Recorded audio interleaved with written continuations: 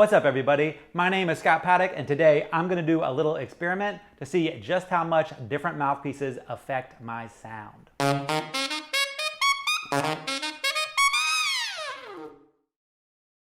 On social media, I get a whole bunch of questions about my mouthpiece and a whole bunch of questions about my sound, and oftentimes I'm asked, if someone plays the same gear as me, will they sound like me? Now, I'm a big believer that your sound comes from the way you put your air into the saxophone, and your gear just helps tweak it and make it sound better and make it easier to play. So today I'm going to do a little experiment where I play on 5 different mouthpieces to see just how much it changes my sound. For this experiment, I'll start off by playing my regular gear as the control group, and then I'll switch out my mouthpieces. So my saxophone is a Mauriat 67 RX. My ligature is a BG Silver Duo, and the reed I'll be using is a Legere American Cut 2.25. The first mouthpiece I'm going to play is my regular mouthpiece, which is a Barkley Brazil Custom Pop 7 Blue. As a disclaimer, I have endorsement deals for everything related to my saxophone, my reeds, my ligature, my mouthpiece, and my actual saxophone. So let's start off with the Barkley Brazil Custom Pop 7 Blue. I'm going to start off by playing just a D scale. Now I'm going to play Fly Me to the Moon to demonstrate a jazz style.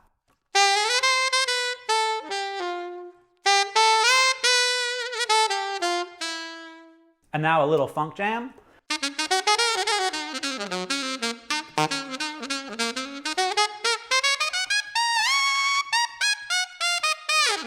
And finally, I'm going to play a ballad.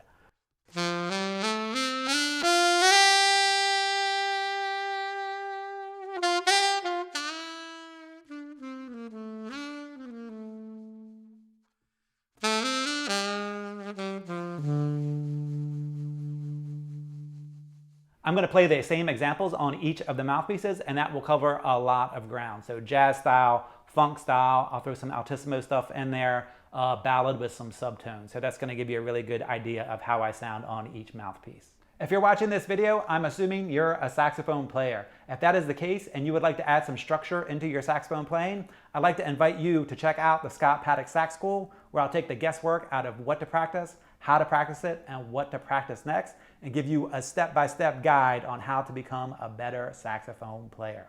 If you'd like to check out the Sax School, I'll put a link in the description below. The first mouthpiece that I'm going to play is actually my old mouthpiece. So I got the Barkley Brazil mouthpiece because Junior Barkley, who owns Barkley Brazil, heard me play on Instagram. He sent me a message and asked if he could send me some mouthpieces to try. I said sure. He sent me this mouthpiece along with another one, and as soon as I put this mouthpiece on, I really, really liked it. Before that, I had been playing this mouthpiece for at least 10 years, probably a good bit longer than that. I bought this when I was in college, so I never thought I would switch from this mouthpiece until I got the Barkley Brazil Custom Pop 7 Blue. So this mouthpiece started its life out as a Meyer 6, but it has been doctored by a mouthpiece doctor named Bob Ackerman. And again, this was a long time ago. At that time, I didn't really know what questions to ask, so I don't even know what he did to it. But I know it doesn't play like a regular Meyer 6. So this mouthpiece is set up very different than my Barkley Brazil. The Barkley Brazil has a high baffle, a small chamber, and it's got a really fast moving airstream. So I'm gonna get a really big pop in your face sound. This one has more of your traditional jazz setup, being a Meyer 6. So it's not going to be quite as big. It's not going to be as quite in your face, but it's still going to have a big, nice sound to it. Now, I played on this mouthpiece for a very, very long time, but it has been probably a year or two since I've gotten it out and played anything on it. So let's give it a try and see how it sounds. So this is the D scale on my Meyer 6 Bob Ackerman. I still feel like I sound like myself, but the tone is definitely smaller and not nearly as focused, or the air isn't moving nearly as fast, so my tone isn't as big. Here is Fly Me to the Moon.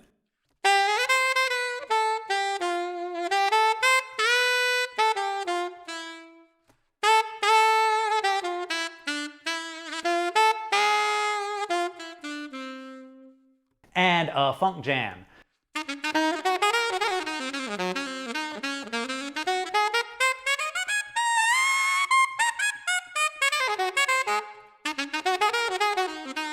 And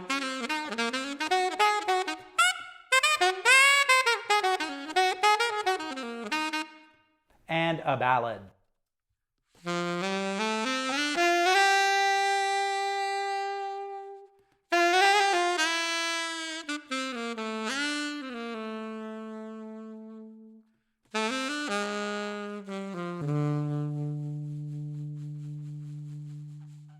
It's kind of crazy to me that this used to be my regular mouthpiece.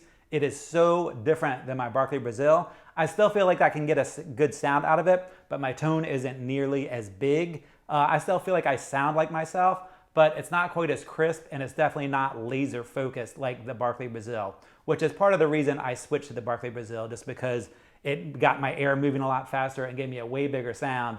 And when I got this mouthpiece, I used to play a whole bunch of jazz gigs. Now I play a lot more funk and pop, so the Barkley Brazil definitely does a better job for the funk and pop stuff. As you listen to me play on these different mouthpieces, let me know which ones you like the most or the least, and let me know if you think it changes my sound a lot. The next mouthpiece is a Syos. So this is a custom Syos. With Syos, they don't really put the numbers on it, and they sent me a lot of alto mouthpieces. So I got this free from Syos, so I don't really know the numbers. I know that the tip size is an 8, and it has a pretty steep baffle. It's not as steep as the Barkley Brazil, but it's a pretty steep baffle. Looks like a small chamber. It's set up very similar to my Barkley Brazil, but the baffle just isn't as extreme. So let's see how it sounds. One of my biggest complaints with Syos mouthpieces, especially the colored ones, is it's really hard to line up a Legere reed, because the Legere reed is clear and the brighter colors make it way harder to see where the tip of the reed goes. Now, I just did a little quick play through on this mouthpiece to make sure I would be able to play, and I can. So here is a D scale, 2 octaves.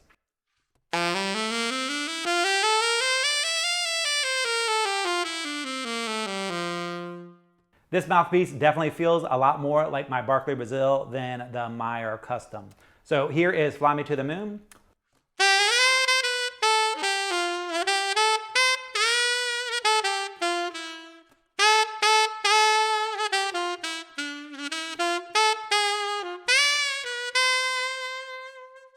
Again, it feels pretty good. I feel like I could probably use a stiffer reed on this one. I feel like I'm overblowing on it a little bit, but it does have a brighter sound and it still does cut pretty well for me. Here is a little funk jam.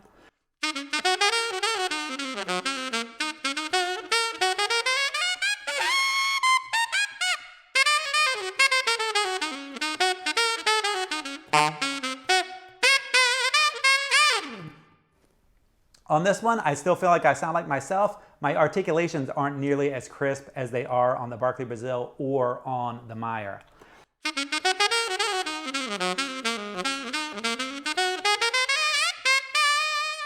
Things sound pretty good, but it's definitely not as crisp. Now, I don't play this mouthpiece, so that could have something to do with it. After playing on it for a while, I might get crisper articulation, but I still do feel like I sound like myself, and it's not a big departure from the other 2 mouthpieces.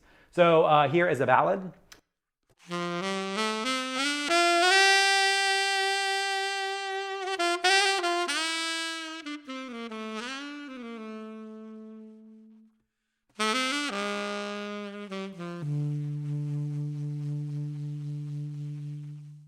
The next mouthpiece I have never played on. This is an old Martin mouthpiece that came with an old Martin saxophone that I bought a while ago. When I got it, I never played it. I just put it in my mouthpiece bin. Looking at this mouthpiece, it's probably something I never would have played except for in an experience like this. So it doesn't have any baffle at all. It actually looks like it caves up some. Yeah, it almost feels like it goes up some. It's crazy. It's a small chamber. The mouthpiece is a little shorter than other mouthpieces. I don't know any of the numbers. All it says is Martin on it. So we're going to see what happens with this one. I literally can't get a sound out of it. Never in my life have I put on a mouthpiece or any piece of gear and not been able to get a sound at all. Let me check this reed.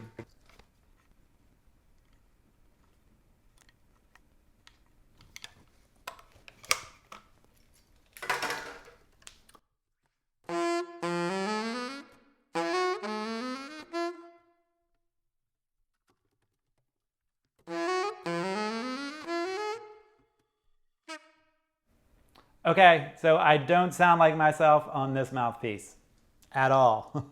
I can't even play it. This is why I looked at it and was like, this is something I would never pick up at all. So it must have a super small tip opening. Yeah, it's got a very, very small tip opening. And I just can't get any air through it. It just shuts down on me right away. Let's try something else. The next mouthpiece is another Barkley Brazil. They sent this one to me when they sent me the Pop 7 Blue. This is their jazz mouthpiece and it's called the Vintage, and the tip opening is a 5. So that's a really small tip opening for me, so I feel like I'm probably gonna be overblowing on it, or I'm gonna have to hold back a lot. So let's see if I can still sound like myself on a mouthpiece with such a small tip opening. D scale.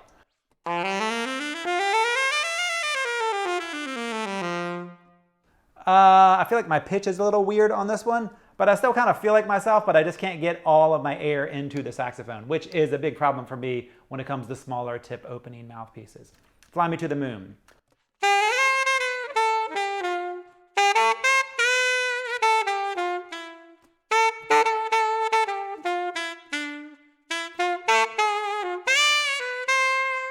Yeah, I keep overblowing on it and getting like a little bit of a rasp or a growl. Let me try it one more time without overblowing.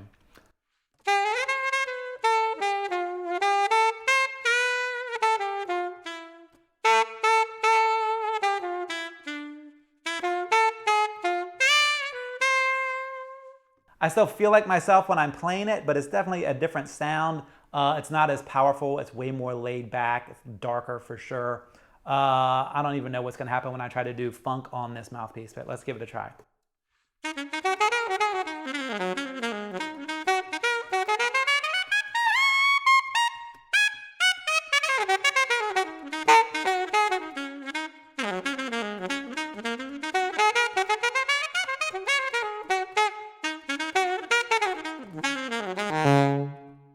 I still feel like I can sound like myself. It's just a way smaller version. It's like if you were standing outside of my practice room and you heard me practicing, that's what this mouthpiece sounds like and feels like. And the last mouthpiece I'm going to try is one of the first mouthpieces I ever played on, which is my Selmer C Star that I bought in the 8th grade. And I have thousands of hours on this mouthpiece. I got my degree in classical saxophone and I played this mouthpiece a ton. I haven't probably played it in 10 years. I haven't done classical music in quite some time. This is way different of a mouthpiece than anything else I would ever play, but I had it in my mouthpiece collection, so I thought I would use this as a perfect example of, can I still sound like myself when I'm playing on a mouthpiece that is not anywhere near my regular setup? So I just did a little jam on this, and my biggest thing with it is I probably need a stiffer reed, so I'm gonna have to play a lot softer than I normally would, or the mouthpiece is gonna shut off on me. So this is me playing a D major scale.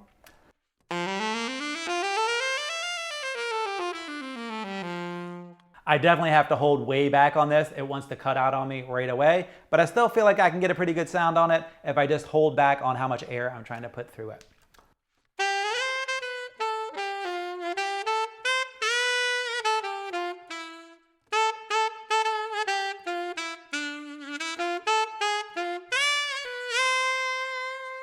Next up is a funk jam on a classical mouthpiece. Wish me luck.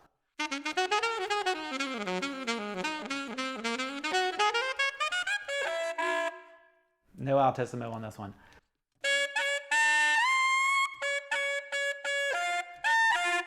Which is funny because this is the mouthpiece that I learned how to play altissimo on.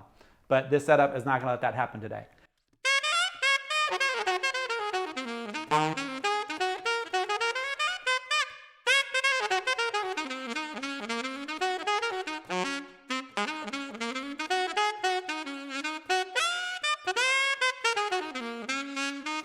This mouthpiece definitely isn't set up for what I'm doing, but I still feel like I can get an okay-ish sound on it, but I can't put hardly any air through it. Doing this experiment was pretty eye-opening for me. I didn't quite get the results that I thought that I would.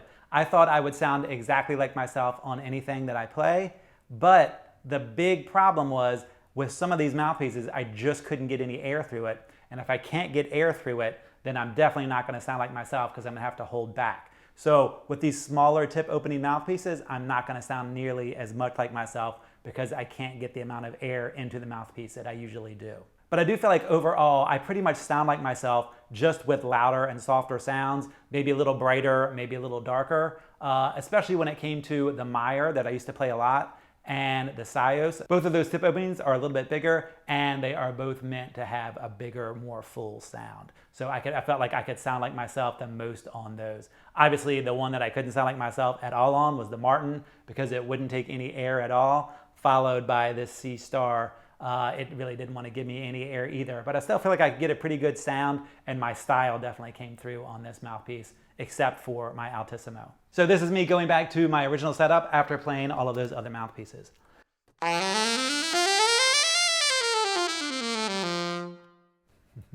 It's so much easier to play than all of those other mouthpieces.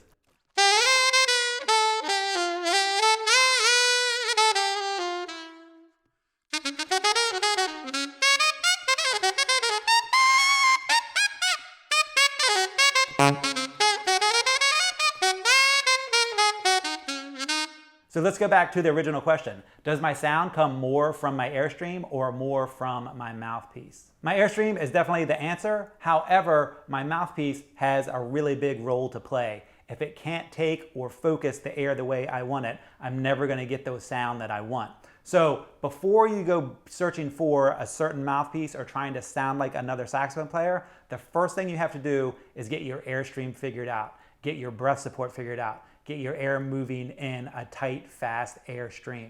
Because if you don't have that, nothing that you play on is going to sound really good. Once you get your Airstream and your breath support figured out, then you want to find a mouthpiece that is easy to play on, that gives you the type of projection and sound that you want. When we're talking about sound, we're talking about dark and bright. And when we're talking about projection, we're talking about how big your sound is. Now, everyone's breath support and Airstream is going to be a little bit different. So because this mouthpiece sounds great for me, that doesn't mean it's going to be the same for you. So when it comes to gear, it's all very personal and it all depends on several variables. Some of them are gear related, but the most important one is the way you put air into your saxophone. My preferences for the mouthpieces that I play today are obviously first, the Barkley Brazil that I play all the time. Second, the Syos. Third, the Meyer, and then the other three are mouthpieces that I just probably wouldn't want to play and couldn't really put them in an order of how much I wouldn't want to play them. Let me know in the comments below if you had a favorite or if you could hear a big difference in my sound. Thanks for taking the time to check out this video. If you'd like to dive deeper into my sax world, I'd like to invite you to check out the Scott Paddock Sax School, where step by step, I'll help you become a better saxophone player.